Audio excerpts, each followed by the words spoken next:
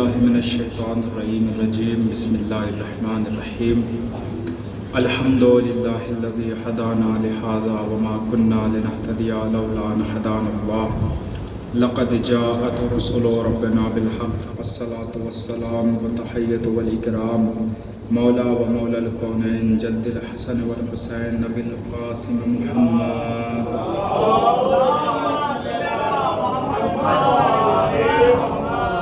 وعلى أهل بيته الطيبين الطاهرين المعصومين المظلومين المنتخبين المنتجبين ولعنة الله على أعدائهم أجمعين من الآن إلى قيام يوم الدين أما بعد فقد قال الله تعالى في القرآن المجيد وقوله الحق بسم الله الرحمن الرحيم يريد الله أن يحق الحق بكلماته وَيَقْطَعَ دَابِرَ الْكَافِرِينَ صلوات پڑھیں محمد وآلہ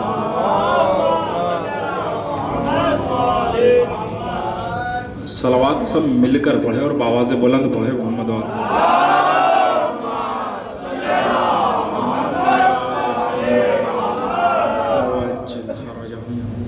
عزیزان گرامی و سامعین حضرات، پروردگار عالم کا لاکھ لاکھ شکر ہے کہ اس معبود حقیقی نے یہ زندگی بخشی، وہ پروردگار کہ جو کبیر بھی ہے اکبر بھی ہے، وہ پروردگار کہ جو ستار العیوب بھی ہے، گناہوں کی پردہ پوشی کرنے والا ہے، وہ پروردگار جو غفار الذنوب بھی ہے یعنی گناہوں کو بخشنے والا بھی ہے، وہ پروردگار کہ جو رحمان ہے، رحیم ہے، کریم ہے، عظیم ہے، وہ پروردگار کہ جو جبار ہے، قہار ہے، متکبر ہے، اور حقیقتاً متکبر ہونا صرف خداوند عالم کو زیب دیتا ہے، کسی انسان کو زیب نہیں دیتا۔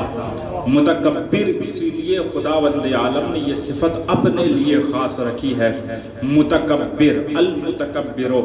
حتیٰ کہ اہل بیت چاہتے تو تکبر کر سکتے تھے، تکبر کا مطلب یہ ہے کہ میرے جیسا کون ہے۔ اہل بیت کے چاہتے تو کر سکتے تھے، مگر اہل بیت نے بھی کسی بھی مقام پر کسی بھی جگہ پر کبھی متکبر کا لفظ نہیں لائے، کبھی اپنے آپ میں تکبر نہیں کیا، کیونکہ وہ جانتے ہیں کہ متکبر صرف خدا ہے اور کوئی متکبر نہیں ہے۔ پروردگار عالم کا لاکھ لاکھ شکر ہے کہ اس پروردگار عالم نے بی بی زینب سلام اللہ علیہا کی درسگاہ میں آنے کا پھر سے شرف دیا، اور یہ صرف درسگاہ جناب زینب نہیں ہے بلکہ بی بی زینب سلام اللہ علیہا نے ہمیں یہ جنت نما ماحول دیا ہے۔ اگر میرے عقیدے سے آپ کا عقیدہ مل جائے تو بولیے گا، ایسا لگتا ہے کہ شاید نیند آ رہی ہے۔ بس کل بتایا تھا کہ عقیدے کا مطلب کیا ہے اور فتوے کا مطلب کیا ہے۔ عقیدہ کس چیز سے متعلق رکھتا ہے، اور عمل یعنی فروع دین میں فتوے پر عمل ہوتا ہے، اور یہ عمل سے متعلق ہے یعنی کام بجا لانے سے۔ عقیدہ یعنی انسان سرچ کر کر، انسان پڑھے، سمجھے، غور کرے، اس کے بعد مانے، یہ ہے اصول دین یعنی عقیدہ۔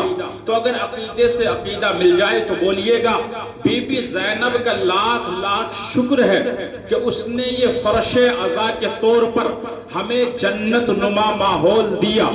کیوں کہا جنت نما ماحول؟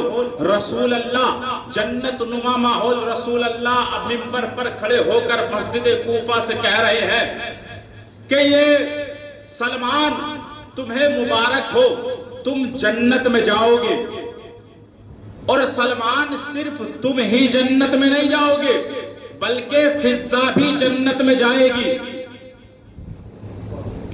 مسجد کوفہ نہیں، منبر مدینہ سے رسول اللہ کہہ رہے ہیں کہ اے سلمان مبارک ہو، تم جنت میں جاؤ گے، اور صرف تم نہیں بلکہ فضہ بھی جنت میں جائے گی۔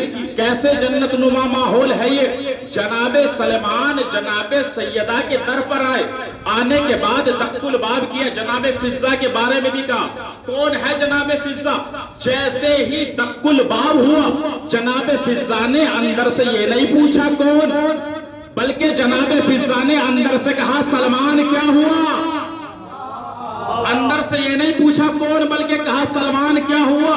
جناب سلمان نے کہا اے فضہ مبارک ہو، رسول اللہ نے کہا ہے کہ آپ جنت میں جائیں گی. جناب فضہ نے کہا اے سلمان جنت تجھے مبارک، میں تو رہتی ہی جنت میں ہوں.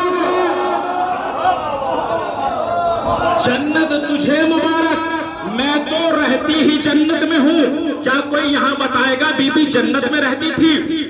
بی بی جنت میں رہتی تھی. بی بی اس گھر میں رہتی تھی جہاں جناب فاطمہ تھی. بی بی اس گھر میں رہتی تھی جہاں رسول اللہ تھے. بی بی اس گھر میں رہتی تھی جہاں مولا علی تھے. بی بی اس گھر میں رہتی تھی جہاں جناب حسنین تھے. یعنی بی بی کے اس جملے نے بتا دیا جنت اس جگہ کو کہتے ہیں جہاں پنجتنے پاک ہوتے ہیں. اب ہم نے بھی یہ فرش بچھایا، یہاں محمد بھی آئے، علی بھی آئے، حسن بھی آئے، حسین بھی آئے. یہاں بھی پنجتنے پاک تشریف لاتے. ایک صلوات پڑھے محمد و آل محمد.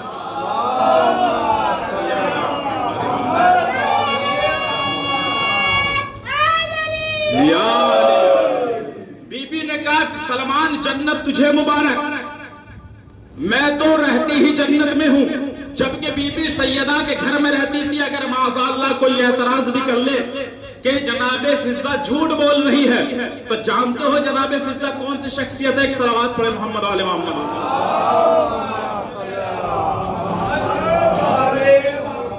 اگر کوئی کہے کہ جناب فضہ معاذ اللہ ثم معاذ اللہ کہ جھوٹ بول رہی ہے تو جانتے ہو فضہ کون شخصیت ہے؟ فضہ وہ خاتون ہے کہ جس کو رسول اللہ نے اپنی بیٹی کہا ہے.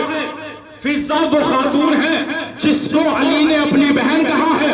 فضہ وہ خاتون ہے جس کو فاطمہ نے اپنی بہن کہا. فضہ وہ خاتون ہے جس کو حسنین نے اپنی ماں کہا. اور اہل بیت رشتہ سچوں سے جوڑتے ہیں، جھوٹوں سے نہیں جوڑتے. اہل بیت رشتہ سچوں سے جوڑتے ہیں، جھوٹوں سے رشتہ نہیں جوڑتے. رسول اللہ نے اپنی بیٹی کہا ہے جناب فضہ کو، جبکہ جناب فضہ بیٹی نہیں کیا ہے، کیا کام انجام دیتی ہے؟ یہاں جناب سیدہ کی خدمت کرتی ہے. کنیز ہے، یہ کہہ لیا جائے نوکر ہے. کنیز یعنی نوکر ہے جناب سیدہ کے گھر میں. اچھا کیا جناب فضہ جو تھی کیا وہ غریب فیملی سے تعلق رکھتی تھی؟ کمزور فیملی سے تھی یا میڈل کلاس فیملی سے تھی؟ جناب فضہ حبش کی شہزادی تھی، حبش کی شہزادی. مگر اس تخت کو، اس تاج کو ٹھوکر مار کر جناب سیدہ کے در پر کنیزی کو اختیار کیا ہے. نہ وہ تاج اپنایا، نہ وہ سلطنت اپنائی، نہ وہ تخت اپنایا. بی بی سیدہ کے در پر آ کر نوکری کی، بی بی کی خدمت کی. ہم کہیں گے اے فضہ آپ نے تو عجیب کام کیا. جبکہ ہم یہی دیکھتے ہیں لوگ چاہتے ہیں کہ ترقی ہو جائے، آپ نے تخت کو ٹھوکر مار کر غلامی اختیار کی. اگر کوئی غلام بھی ہوتا ہے تو وہ یہ چاہتا ہے کہ ہاں میں بھی بادشاہ بن جاؤں. ہم نے یہی دیکھا ہے اگر کوئی حوالدار ہے تو وہ چاہتا ہے کہ دروگا بن جائے. اگر کوئی دروگا ہے تو وہ چاہتا ہے کہ ایس پی بن جائے. اگر کوئی ایس پی ہے تو وہ چاہتا ہے کہ سی ایم بن جائے. اگر کوئی سی ایم ہے تو وہ چاہتا ہے کہ پی ایم بن جائے. مگر ہم نے یہاں عجیب دیکھا کہ تم نے تخت دولت کو ٹھوکر ماری اور یہاں غلامی اختیار کی، کنیزی اختیار کی. کہا بی بی ایسا کیوں کیا؟ تو شاید جناب فضہ کہے کہ یہ مت دیکھ میں نے کھویا کیا، یہ مت دیکھ میں نے کھویا کیا، یہ دیکھ اسے کھو کر میں نے پایا کیا. یہ مت دیکھ میں نے کھویا کیا، یہ دیکھ اسے کھو کر پایا کیا. کہا بی بی کیا کھویا، کیا پایا اسے کھو کر؟ شاید فضہ کہے سنو جب تک وہاں کی شہزادی تھی تو صرف زمین کے مانگنے والے آتے تھے. جب سے یہاں کی کنیزی میں آئی ہوں آسمان والے لینے آتے ہیں. جب سے ان کی کنیزی میں آئی ہوں تو آسمان والے یہاں مانگنے آتے ہیں. وہاں تو صرف زمین والے مانگنے آ رہے تھے. یہاں زمین والوں کے ساتھ ساتھ آسمان والے کبھی فقیر بن کر آتے ہیں، کبھی جھولا جھلانے آتے ہیں، کبھی چکی چلانے آتے ہیں، کبھی روٹی لے جانے آتے ہیں. آسمان والوں کو دیتی ہوں. اللہ کا رسول کہہ رہا ہے جنت میں جاؤ گے. بی بی نے ہمیں بتا دیا کہ جنت اسے کہتے ہیں جہاں اہل بیت ہوتے ہیں. اور ہم سب کا یہی عقیدہ ہے کہ جب فرش بچھتا ہے تو اہل بیت یہاں تشریف لے آتے ہیں، انبیاء یہاں تشریف لے آتے ہیں، ائمہ یہاں تشریف لے آتے ہیں۔ بس عزیزان گرامی، اللہ نے کہا کہ ہمارا ارادہ ہے، گفتگو تمام ہو چکی کہ آیت اور عادت کسے کہتے ہیں۔ آیت یعنی ایسی نشانی کہ جسے دیکھ کر خدا یاد آئے، عادت جو ہر روز واقع ہوتی رہتی ہے اور اسے دیکھ کر خدا یاد نہیں آتا۔ آج ایک قدم اور آگے چلتے ہیں۔ اللہ کہہ رہا ہے یرید اللہ، اللہ کا ارادہ ہے ان یحق الحق، کہ وہ حق کو حق ثابت کرے، بے کلمات ہی، کلمات کے ذریعے سے، وَيَقْتَعَ دَابِرَ الْكَافِرِينَ، اور کافروں کے ارادے کو منقطع کر دے، ختم کر دے۔ اللہ نے کہا میرا ارادہ ہے، جبکہ وہ کن فیکن کا مالک ہے، ارادہ کرنے کی ضرورت نہیں ہے، اگر کہہ دیتا ہے تو ہو جاتا ہے۔ کیا صرف اللہ ہی ارادہ کرتا ہے؟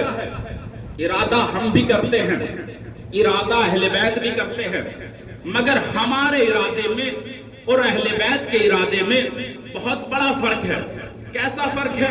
فرق یہ ہے کہ مثال کے طور پر اگر اس بستی میں اس جو فرش عزا پر بیٹھے ہیں، اگر آپ میں سے کوئی ارادہ کرے کہ میں چاہتا ہوں اس بار گاؤں کا پردھان میں بن جاؤں، ارادہ کر لیا تو کیا ارادہ کرنے سے پردھان بن جائیں گے؟ ارادہ کرنے سے پردھان نہیں بنیں گے، بلکہ پردھان بننے کے لیے ایک سازگار ماحول بنانا پڑے گا، اپنا پرچار کرنا پڑے گا، لوگوں کو جوڑنا پڑے گا، اپنے کام بتانے پڑیں گے کہ دیکھو اگر پردھان بن گئے تو کیا کیا کام کروائیں گے۔ یہ ایک سازگار ماحول بنانا پڑے گا۔ جب یہ سازگار ماحول بنے گا تو شاید آپ کا ارادہ کامیاب ہو جائے، شاید آپ پردھان بن جائے، لیکن یہ بھی ضروری نہیں کہ آپ مکمل ماحول بنانے کے بعد جو آپ نے ارادہ کیا ہے وہ آپ کا ارادہ کامیاب ہو جائے۔ ارادہ منقطع بھی ہو سکتا ہے، ارادہ ٹوٹ بھی سکتا ہے، چونکہ ہمارے ارادے کی کوئی اہمیت نہیں ہے، ہمارے ارادے کی کوئی اوقات نہیں ہے، مگر جب محمد و آل محمد ارادہ کرتے ہیں تو وہ اپنے ارادے کو منزل کمال تک پہنچانے کے لیے کوئی ماحول نہیں بناتے، کوئی سازگار ماحول نہیں بناتے۔ کیوں؟ کیونکہ محمد و آل محمد کہہ رہے ہیں ماحول بنانے کی ضرورت انہیں ہوتی ہے جو ماحول کے صدقے میں دنیا میں آتا ہے۔ ارے ہم ماحول کے صدقے میں نہیں آئے، ماحول ہمارے صدقے میں وجود میں آتا ہے۔ صلوات پڑھے محمد و آل محمد۔ ہمیں ماحول بنانے کی ضرورت نہیں ہے، ماحول بنانے کی ضرورت اسے ہوتی ہے جو ماحول کے صدقے میں وجود میں آتا ہے۔ ہم ماحول کے صدقے میں وجود میں نہیں آئے، ماحول کے صدقے میں وجود میں وہ آتا ہے جو محتاج ہوتا ہے۔ اللہ نے ہمیں مختار بنایا ہے، ہم مختار ہیں۔ اب اہل بیت کہہ رہے ہیں کہ دیکھو ہم اس دنیا میں تمہاری طریقے سے رہتے ضرور ہیں، تمہارے طریقے سے دکھتے ضرور ہیں، کھاتے تمہارے طریقے سے ہیں، چلتے تمہارے طریقے سے ہیں، مگر کبھی بھی تم اپنے آپ کو ہم پر قیاس مت کرنا کہ تم ہمارے جیسے ہو، ہم تمہارے جیسے ہیں۔ اللہ نے لباس بشریت ہمیں پہنا کر بھیجا ہے، ورنہ اس کی طرف سے ہادی ہے اور نور ہے، تمہاری طرح خاکی نہیں ہے۔ کبھی تم یہ کہنے لگو ہمیں چلتا ہوا دیکھ کر کے یہ تو ہم جیسے ہیں، ہم جیسے چلتے ہیں، ہمیں کھاتے ہوئے دیکھ کر یہ کہنے لگو کہ یہ تو ہم جیسے ہیں، ہم جیسے کھاتے ہیں، باتیں کرتے ہوئے دیکھ کر کہنے لگو کہ یہ تو ہم جیسے ہیں، ہم جیسے چلتے ہیں، ہم تمہارے جیسے نہیں ہیں۔ ہم تمہارے جیسے اس لیے نہیں ہے کہ تم مجبور ہو، ہم مختار ہیں۔ تم قدم قدم پہ مجبور ہو، ہم قدم قدم پہ مختار ہے۔ تم وقت کے محتاج ہو، وقت ہمارا محتاج ہے۔ تم زمان کے محتاج ہو، ہمیں صاحب الزمان کہا جاتا ہے۔ تم مکان کے محتاج ہو، مکان ہمارا محتاج ہے۔ اس کے بعد معصوم کہہ رہے ہیں ارے تم اتنے مجبور ہو کہ تم ایک وقت میں صرف ایک جگہ جا سکتے ہو، ہم اتنے مختار ہیں کہ ایک وقت میں 40 جگہ جا سکتے ہیں، ایک وقت میں 40 جگہ جا سکتے ہیں۔ روایت سب کے سامنے ہے، حدیث سب کے سامنے ہے، واقعہ سب کا سنا ہوا ہے۔ کہ امام کو 40 لوگوں نے دعوت کی کہ دیکھتے ہیں علی کس کے گھر جاتے ہیں، تو 40 لوگوں نے جب ایک ساتھ دعوت کی، جب وہ اگلے روز ملے تو پہلے نے کہا علی کل ہمارے گھر تھے، دوسرے نے کہا تم پاگل ہو گئے ہو، علی کل ہمارے گھر تھے، تیسرے نے کہا ارے تم دونوں پاگل ہو گئے ہو، علی ہمارے گھر تھے، یعنی جو بھی آتا گیا یہی کہتا گیا علی ہمارے گھر تھے، علی ہمارے گھر تھے۔ علی ایک وقت میں 40 کے یہاں گئے، اس کے بعد مولا کہہ رہے ہیں ہم 40 جگہ تو اس لیے گئے کہ صرف 40 ہی نے بلایا تھا، اگر 40,000 بلاتے 40,000 جگہ جاتے، اگر 40,000 بلاتے تو 40,000 جگہ جاتے۔ یا علی آپ نے دعویٰ تو کر دیا کہ 40,000 جگہ جاتے، اب یہ لوگ ہم پر اعتراض کریں گے، ہم نے دیکھ لیا پڑھ دیا، اب جو سنے گا وہ اعتراض کرے گا کہ یہ بتاؤ علی ایک ہے اور 40 جگہ چلے گئے، کیسے چلے گئے؟ اور تم کہہ رہے ہو اور ہم نے دیکھا بھی ہے، یہاں کسی کے ٹھوکر لگی، اس نے کہا یا علی مدد، کوئی وہاں مشکل میں گرفتار ہوا، اس نے کہا یا علی مدد، کوئی وہاں پریشانی میں مبتلا ہوا، اس نے کہا یا علی مدد۔ ہمیں ذرا یہ تو بتا دو کہ علی ہے کہاں کہاں، جو یہاں بھی مدد کے لیے آ رہے ہیں وہاں بھی مدد کے لیے آ رہے ہیں، کہ یا علی دعویٰ تو کر دیا، اب ذرا بتا تو دیجئے۔ تو مولا نے فرمایا اگر یہ پوچھنا ہے تو جا کر قرآن سے پوچھو، جا کر رسول سے پوچھو۔ ہم نے قرآن سے بھی پوچھا، ہم نے رسول اللہ سے بھی پوچھا کہ علی کہاں کہاں ہے۔ رسول اللہ نے فرمایا الحق مع العلی والعلی مع الحق، حق علی کے ساتھ۔ اب کوئی سوال کرے نا تو اسے بتا دینا علی کہاں کہاں ہے۔ رسول اللہ نے کہا حق علی کے ساتھ، علی حق کے ساتھ۔ اب ہم نے قرآن سے پوچھا، قرآن علی نے رسول اللہ نے تو بتا دیا کہ علی حق کے ساتھ ہے، اب ذرا یہ بتا دے کہ حق ہے کیا کیا۔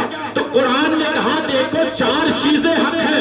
سب سے پہلا حق خدا حق ہے، دوسرا حق اللہ کے ہادی حق ہے، تیسرا حق اللہ کا اسلام، یہ اسلام حق ہے، چوتھا حق یہ قرآن مجید حق ہے۔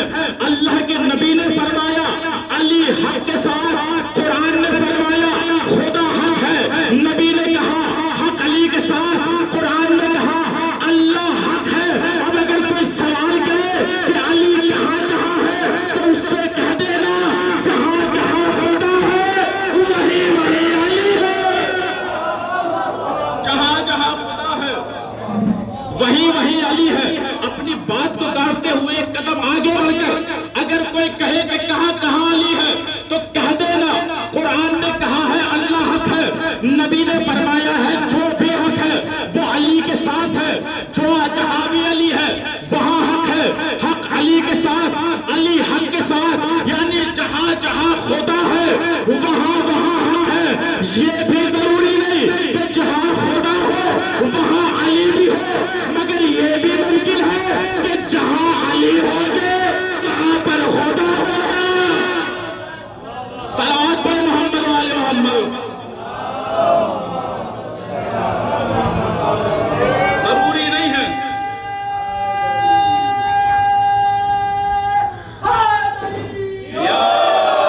ضروری نہیں ہے، کیونکہ کچھ ایسے ہیں جو خدا کو مانتے ہیں علی کو نہیں مانتے، نہیں ہے وہاں پر علی، لیکن جو بھی علی کو مانتا ہے وہ خدا کے ساتھ علی کو مانتا ہے، صرف علی کو نہیں مانتا۔ یعنی جہاں علی ہوں گے وہاں خدا ضرور ہوگا، لیکن جہاں خدا ہوگا ضروری نہیں وہاں علی بھی ہو، کیونکہ کچھ ایسے ہیں کہ جو صرف اللہ کو مانتے ہیں، علی تک نہیں پہنچے، علی ولی اللہ تک نہیں پہنچے۔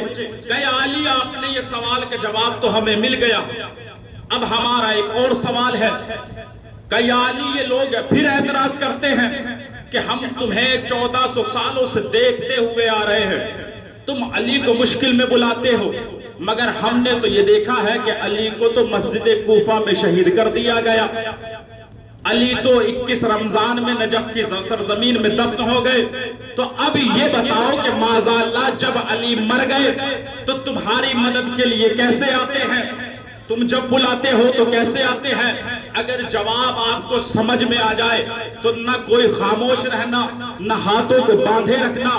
قرآن سے دلیل دوں گا کہ یہ کہتے ہیں، اگر کوئی کہے کہ علی مر گئے معاذ اللہ ثم معاذ اللہ، علی مر گئے تو مدد کے لیے کیسے آتے ہیں؟ علی نے کہا قرآن پڑھو، قرآن بتائے گا۔ ہم نے قرآن پڑھا، قرآن پہلے یہ بتا کہ موت کسے آتی ہے؟ قرآن نے کہا کلو نفس ذائقۃ الموت، موت آتی ہے نفس کو، نہ موت جسم کو بتایا کہ موت جسم کو آئے گی، نہ موت روح کو بتایا کہ موت روح کو آئے گی۔ قرآن نے کہا موت آتی ہے نفس کو۔ اب اگر کوئی تم سے سوال کرے کہ معاذ اللہ علی تو مر گئے تو علی مدد کے لیے کیسے آتے ہیں، تو اس سے کہہ دینا کہ قرآن نے کہا ہے موت نفس کو آتی ہے اور ہم علی کو مرا ہوا سمجھ لیتے۔ اگر علی کا نفس شب ہجرت خدا نے نہ خریدا، اگر علی کا نفس شب ہجرت ہم علی کو معاذ اللہ ثم معاذ اللہ مرا ہوا سمجھ لیتے۔ ایک صلوات پڑھے باواز بلند محمد علیہ۔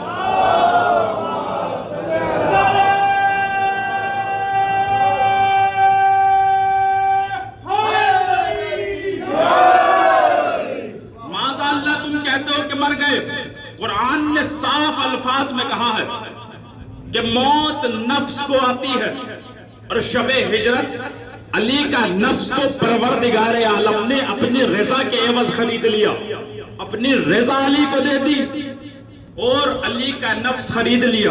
اب ہر کسی کے نفس کو موت آ سکتی ہے، خدا کے نفس کو موت نہیں آ سکتی، کیونکہ اب علی کا نفس نہیں ہے، بلکہ اب علی کا نفس ہے نفس اللہ، علی کا نفس ہے نفس اللہ۔ بس آخری بات اور ختم دعا، اس کے بعد ربط مسائل۔ علی کا نفس ہے نفس اللہ، علی کا نفس شب ہجرت جو علی نبی کے بستر پر سوئے تھے، وہ سونا علی کا اتنا پسند آیا کہ اللہ نے علی سے کہہ دیا کہ تم میری مرضی لے لو مگر اپنا نفس مجھے دے دو۔ آپ سب نے شب ہجرت سنا ہے، شب ہجرت پڑھا ہے، مگر اس میں ایک اہم نکتہ اگر آپ نے اس پر غور کیا ہو، شب ہجرت نبی جانتے تھے میری جان کو خطرہ ہے، نبی جانتے تھے کہ آج یہ قتل کا پلان بنا رہے ہیں کہ آج نبی کو قتل کریں گے، تو نبی نے کیا کیا؟ اپنی جگہ علی کو بلایا اور اپنے بستر پر سلا دیا کہ علی تم میرے بستر پر سو جاؤ۔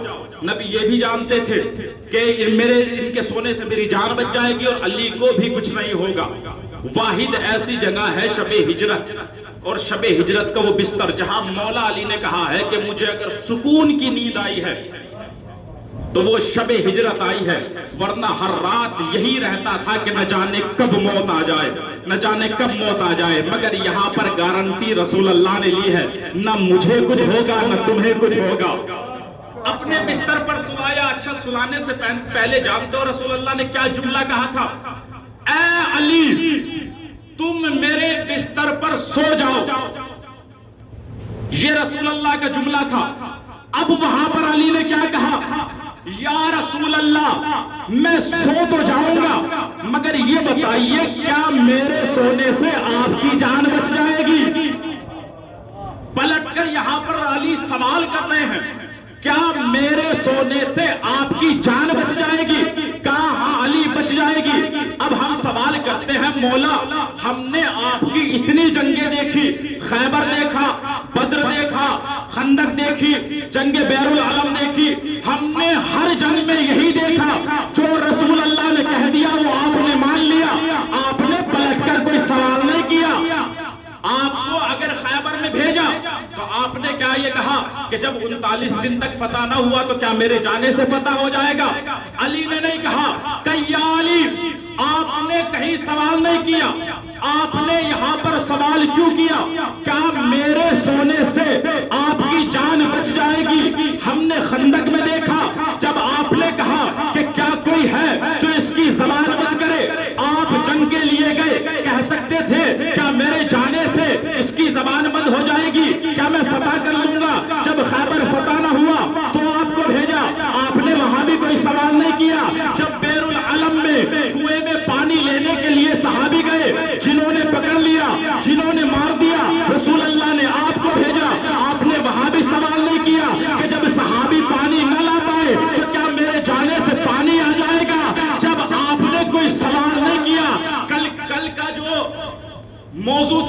اشارہ تھا کہ اشارہ کرنا ہے، سمجھنا آپ کو ہے۔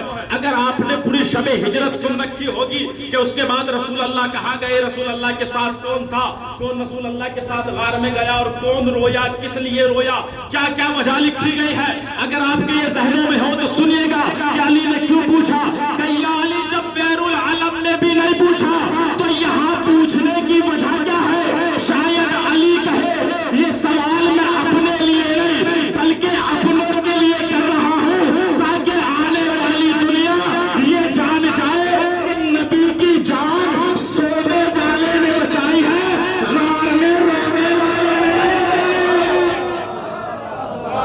تاکہ یہ دنیا جان جائے کہ نبی کی جان سونے والے نے بچائی ہے، غار میں رونے والے نے نہیں بچائی۔ کہہ دیتے ہیں کہ اس لیے روئے کہ رسول اللہ کی جان کو خطرہ تھا، جان بچانے کے لیے۔ علی سوال کر رہے ہیں کہ میرے سونے سے کیا آپ کی جان بچ جائے گی؟ کہاں یا علی آپ کے سونے سے میری جان بچ جائے گی۔ علی نے سوال صرف ایک ہی مقام پر کیا اور وہ بھی ہمیں بتانے کے لیے کہ دنیا جان لے کہ رسول کا محافظ کون ہے۔ رسول کا محافظ ہر میدان میں ہر جگہ پر علی ہی نظر آئے ہیں، یا تو علی نظر آئے یا علی سے پہلے ابو طالب نظر آئے۔ ہر مقام پر جناب ابو طالب نے بھی اگر رسول اللہ پر کوئی خطرہ رہا تو سب سے پہلے اپنے بیٹوں کو آگے کیا، سب سے پہلے اپنے بیٹوں کو آگے کیا۔ رسول اللہ کو سکون کی زندگی دی، اگر کھانا اپنے ہاتھوں سے کھلاتے تھے تو علی کو اور اپنے بیٹوں کو بعد میں دیتے تھے، رسول اللہ کو پہلے کھلاتے تھے۔ علی کے سونے سے رسول اللہ کی جان بچی ہے۔ بس عزیزان گرامی، علی نے اپنی پوری زندگی میں رسول اللہ کی جان ہر میدان میں بچائی، حتیٰ کہ جب صحابی بھاگ بھی گئے کہ رسول اللہ مارے گئے تب بھی علی وہیں کھڑے رہے۔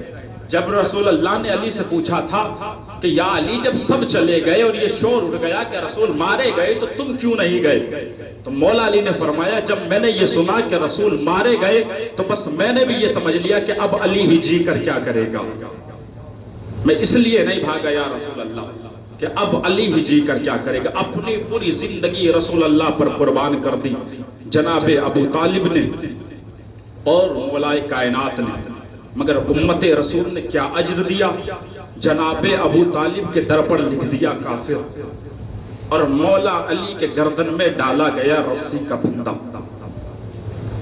جانتے ہو کہ کربلا میں سب سے زیادہ جو لشکر یزید کے پاس تھا وہ کوفے کا تھا۔ کوفے کے لوگ اتنے دشمن ہو چکے تھے کہ مولا کائنات کو وہاں زخمی کیا گیا، مولا کائنات کو شہید کیا گیا، اور کوفے کی گلیوں میں مولا کائنات اپنی بیٹی زینب کو جب ساتھ لے کر جاتے تھے تو دکھاتے جاتے تھے اے زینب ان راستوں کو صحیح سے دیکھ لو۔ جناب زینب سوال کرتی تھی بابا یہ راستے مجھے کیوں دکھا رہے ہیں؟ مولا کائنات کہتے تھے زینب یہ کوفہ ہے، آج جس کوفے کی تم شہزادی ہو کل اسی کوفے میں تمہیں بندی بنا کر لایا جائے گا، تمہارے ہاتھ پسے گردن بندھے ہوں گے، نہ تمہارے سر پر چادر ہوگی۔ تو بی بی زینب یہی سوچا کرتی تھی کہ میرا باپا ہے، صدیق ہے، جھوٹ نہیں کہتا، مگر جس کا عباس جیسا بھائی ہو بھلا اس خاتون کے سر سے کوئی چادر چھین لے، بھلا اس کے ہاتھوں میں کوئی رسن باندھ دے۔ عزیزان گرامی کوفہ کتنا مخالف ہو گیا۔ جناب حبیب ابن مظاہر اپنے غلام کے ساتھ کوفے کی گلیوں میں گھوم رہے ہیں، جناب حبیب دیکھ رہے ہیں کہ کوفے والے اپنی تلواروں کو سیکل کر رہے ہیں، اپنی تلواروں کو تیز کر رہے ہیں، اپنی برچھیوں کو تیز کر رہے ہیں، اپنے خنجروں کو سیکل کر رہے ہیں۔ کوفے والے اپنی تلواروں کو سیکل کر رہے ہیں، تیز کر رہے ہیں۔ جناب حبیب نے اپنے غلام سے کہا کہ ان کوفے والوں کو کیا ہو گیا جو اپنی تلواروں کو دھار لگا رہے ہیں، اپنے نیزوں کو سیکل کر رہے ہیں؟ تو غلام کہتا ہے اے حبیب اتنے نادان بھی نہ بنو، کیا تم نہیں جانتے کہ فاطمہ کے لال کو قتل کرنے کی تیاریاں ہو رہی ہیں؟ عذرکم من اللہ، خدا آپ کو کوئی عقدہ دے سوائے مظلوم میں کربلا کے۔ اے حبیب کیا تم نہیں جانتے کہ فاطمہ کے لال کو قتل کرنے کی تیاریاں ہو رہی ہے؟ جانتے ہو کون ہے حبیب؟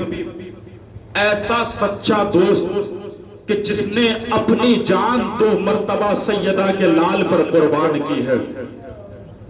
جناب حبیب اپنے گھر پر بیٹھے ہوئے ہیں، اپنی زوجہ کے ساتھ جیسے ہی کھانا کھانے کی تیاری کے لیے ایک لقمے کو اپنے منہ تک لے کر گئے، دروازے پر دق الباب ہوا۔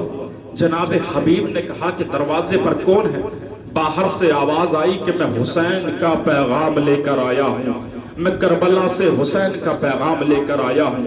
جناب حبیب نے روٹی کو میز پر رکھا، بلند ہوئے، دروازے پر گئے، جناب امام حسین کے خط کو لیا، لینے کے بعد خط کو کھولا، بعد میں سب سے پہلے اپنی آنکھوں سے لگایا، بوسے دیے، دینے کے بعد اپنی زوجہ کے سامنے اس خط کو کھولا اور کھول کر پڑھا۔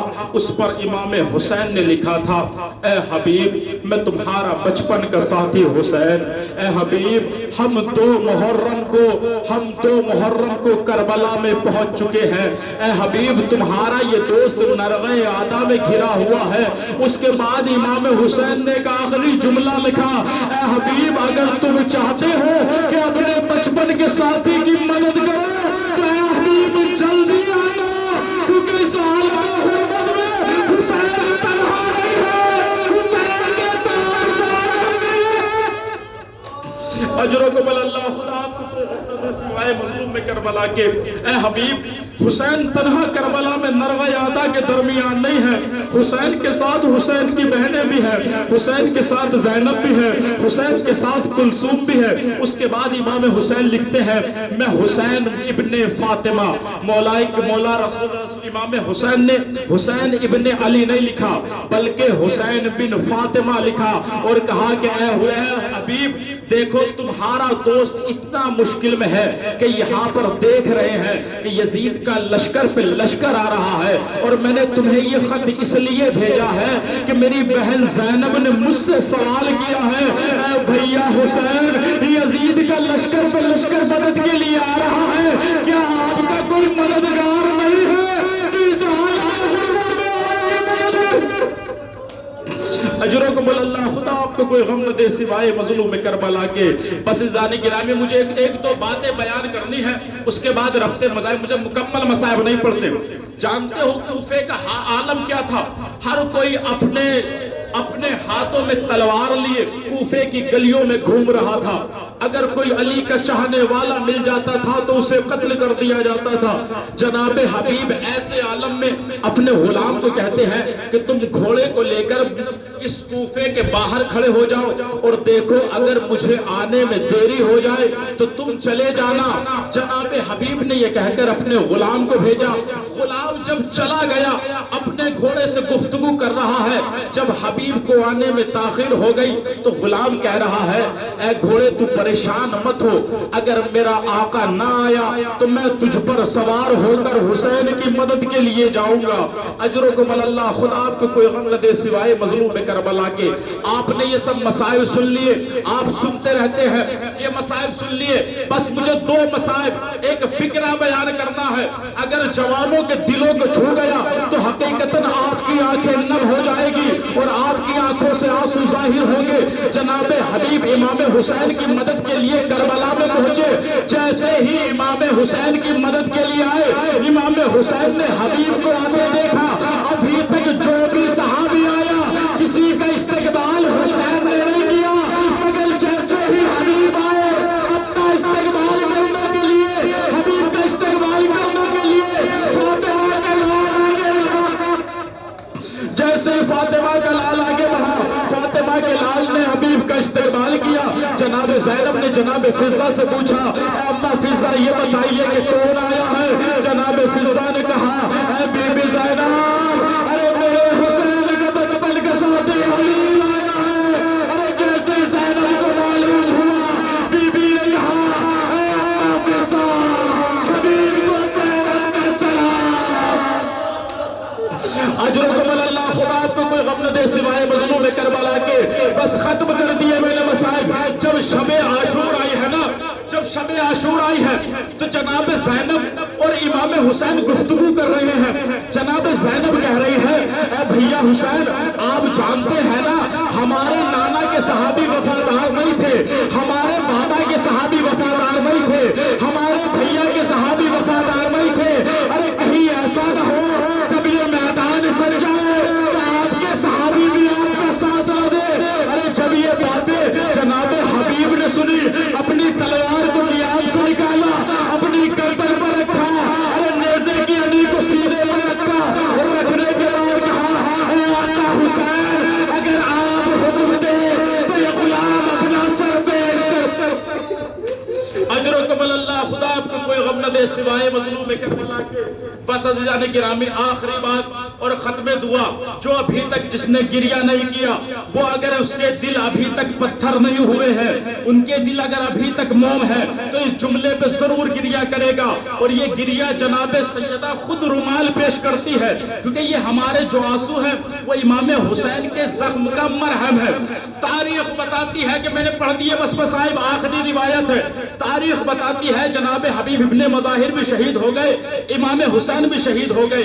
جب سب کے سر نیزے پر بلند کر دیے گئے, تو یہ نیزے پر جو سر بلند کر دیے گئے تھے, ان قافلے کو جب کوفے سے گزارا گیا, جب کوفے سے یہ قافلہ گزارا جا رہا تھا, تو حبیب کا بیٹا قاسم اپنے دوستوں کے ساتھ آگے بڑھا, اور اس نے اپنے بابا کے سر کو نیزے پر دیکھا.